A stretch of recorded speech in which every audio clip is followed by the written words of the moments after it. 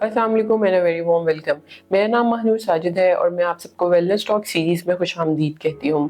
आज के इस एपिसोड में हम बात करेंगे कि किस तरह फूड पॉलिसीज़ और food standards Islamabad food authority के काम के साथ कनेक्ट करते हैं और ये हमें हमारे मुल्क के ब्रॉडर पब्लिक हेल्थ गोल्स में किस तरह मदद कर सकते हैं।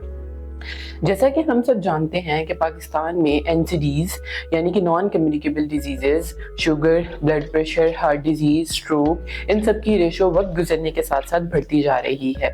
हम आज जानेंगे इस्लामाबाद फूड अथॉरिटी से कि food handling, food safety, food hygiene के कामों के साथ साथ क्या फूड रेगुलेशंस या कोई स्ट्रॉन्ग फूड रेगुलेशन नेटवर्क हमारे मुल्क में एनसीडीज़ को कम करने में किस तरह हमें मदद कर सकता है। इस बारे में बात करने के लिए हमारे साथ आज मौजूद हैं डॉक्टर ताहिरा, जो कि डायरेक्टर टेक्निकल हैं इस्लामाबाद फूड अथॉरिटी में, और इनसे हम डिस्कस करेंगे कि किस तरह फूड रेगुलेशंस अगर हमारे मुल्क में बेहतर तौर पर पाए जाएं, फूड स्टैंडर्ड्स और फूड पॉलिसियाँ अगर मौजूद हों तो क्या हमारे मुल्क में एनसीडीज़ का बढ़ता हुआ रुझाव कम हो सकता है। तो आइए आगाज़ करते हैं। Thank you so much doctor Tahira for joining us. Doctor Tahira, हम आपसे जानेंगे कि इस्लामाबाद फूड अथॉरिटी के under food safety policies Islamabad में किस तरह पब्लिक हेल्थ गोल्स के साथ कनेक्ट कर रही हैं, अलाइन कर रही हैं। देखिए, ये जो फूड सेफ्टी है ये मतलब पब्लिक हेल्थ कंसर्न है हमारे पास। सबसे पहली बात तो ये है, जो इस्लामाबाद फूड अथॉरिटी की पॉलिसीज़ हैं उसका एक ही मकसद है कि वो इंश्योर कर सके कि जो हमारी यहाँ की पब्लिक है उसको सेफ, न्यूट्रिशियस और हाइजेनिक फूड मिल सके। उसके लिए हम कोशिशें कर रहे हैं मुसलसल, और हमारा जो मेन मकसद है वो जो नेशनल हेल्थ गोल्स हैं या सस्टेनेबल डेवलपमेंट गोल्स हैं उनके हम उनको अचीव कर सकें, स्पेशली ज़ीरो हंगर और जो गुड हेल्थ है उसको हम प्रमोट कर सकें।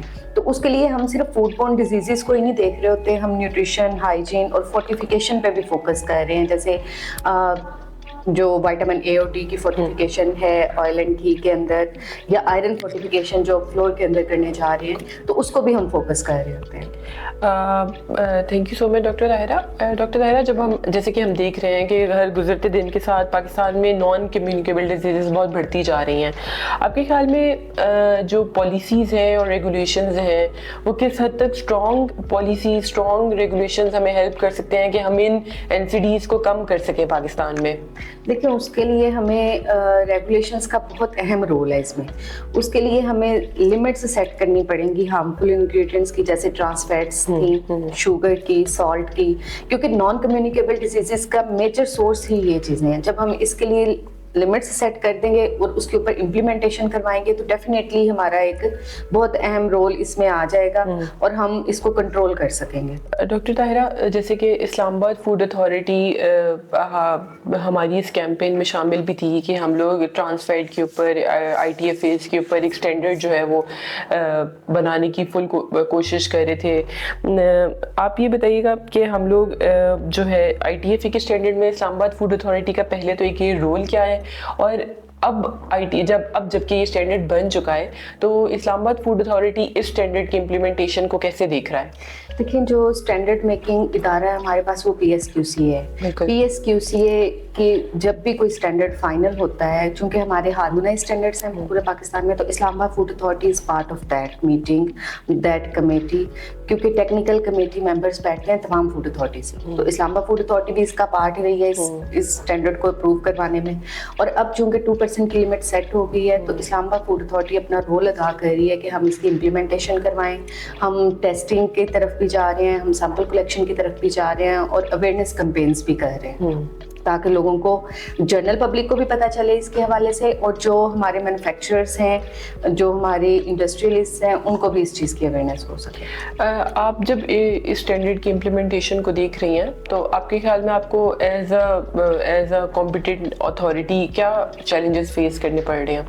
चैलेंजेस तो हमेशा हर जगह ही मौजूद होते हैं, यहाँ पर भी हैं डेफिनेटली। सबसे पहले तो हमारे पास जो लिमिटेड टेस्टिंग कैपेसिटी और लेबॉर्ट्री फैसिलिटीज़ हैं, क्योंकि जो ITFA के हवाले से टेस्टिंग है वो सिर्फ PSQCA कर रहा है, और अभी मतलब 2 अथॉरिटीज़ के पास इक्विपमेंट्स तो हैं लेकिन अभी तक वो उस तरह से स्ट्रेंथन नहीं है कि वो कर सकें, क्योंकि इसकी कॉस्ट है।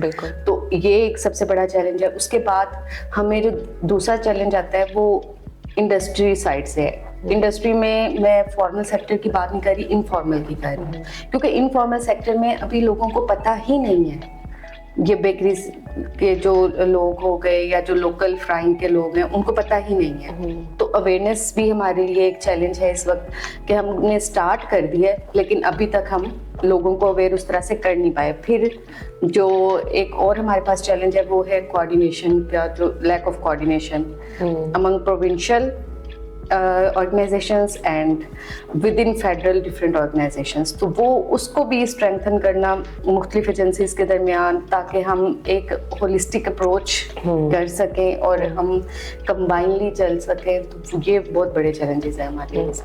अच्छा डॉक्टर ताहिरा, हमें ये बताइएगा कि ऑयल के हवाले से इस्लामाबाद फूड अथॉरिटी क्या कर रही है, और स्पेशली इनफॉर्मल सेक्टर में आप लोग इसको किस तरह देख रहे हैं, कैसे इसको चेक कर रहे हैं, और क्या इसमें अभी तक ITFA मौजूद है?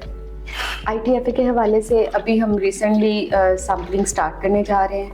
हम मार्केट से सैंपल उठाएंगे और वो PSQC कराची भिजवाएंगे ताकि हम उसके अंदर पता कर सकें। लेकिन जो लोकल मार्केट में इस वक्त ऑयल अवेलेबल है उसमें सबसे बड़ा इशू जो हमें आता है वो लूज ऑयल का है कि वो मार्केट में आ रहा है, और हम उसके लिए एक तो प्रॉपरली जितने भी बड़े ब्रांड्स हैं, मल्टीनेशनल हैं या वैसे हैं जिनकी चेन्स हैं, उनको हमने कहा है कि आप अपना प्रॉपर रिकॉर्ड कीपिंग करेंगे कि आप ऑयल जो है यूज्ड वो किसे बेच रहे हैं, स्पेशली बायोडीजल वालों को बेचें। और उस वक्त जो वो फ्राइंग कर रहे होते हैं तो उसके लिए जो हमारी टीम्स हैं उनको ऑयल टेस्टोमीटर दिया गया जिससे वो TPM वैल्यू चेक करते हैं, टोटल पोलर मॉलिक्यूल्स।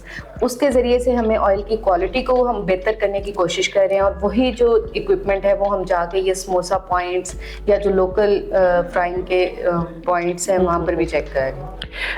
अच्छा डॉक्टर ताहिरा, लास्ट में मैं आपसे चाहूँगी कि क्योंकि सिविल सोसाइटी और तमाम बहुत सारे स्टेक होल्डर्स फूड रेगुलेशंस में इन्वॉल्व होते हैं, सिर्फ ITFA नहीं, मज़ीद भी जो ग्लोबली भी हमारे स्टैंडर्ड्स बहुत सारे देखे जा रहे हैं। आप जो बाकी स्टेक होल्डर्स हैं, आप उनको क्या एडवाइस करेंगी रेगुलेशंस को लेके, ताकि जब इम्प्लीमेंटेशन या इन्फोर्समेंट की बात आए अथॉरिटीज़ तक तो आप लोगों को भी चैलेंजेस इतने फेस ना करने पड़े?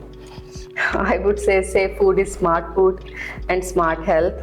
तो आप being a consumer, food handler, policy maker, हमारी choices बहुत मैटर करती हैं। हमें क्लीन, हेल्दी, न्यूट्रिशनस जो फूड प्रैक्टिसेस हैं उनको अडॉप्ट करना होगा ताकि हम स्ट्रॉन्गर और हेल्दियर पाकिस्तान बना सकें। ठीक है, thank you so much doctor Tahira for your time. अगली दफ़ा हम लोग इसी तरह के हेल्थ रिलेटेड पॉलिसी या हेल्थ रिलेटेड टॉपिक्स पे दोबारा आपके साथ हाजिर होंगे। हमारे CPTI YouTube चैनल को लाइक और सब्सक्राइब करें। शुक्रिया।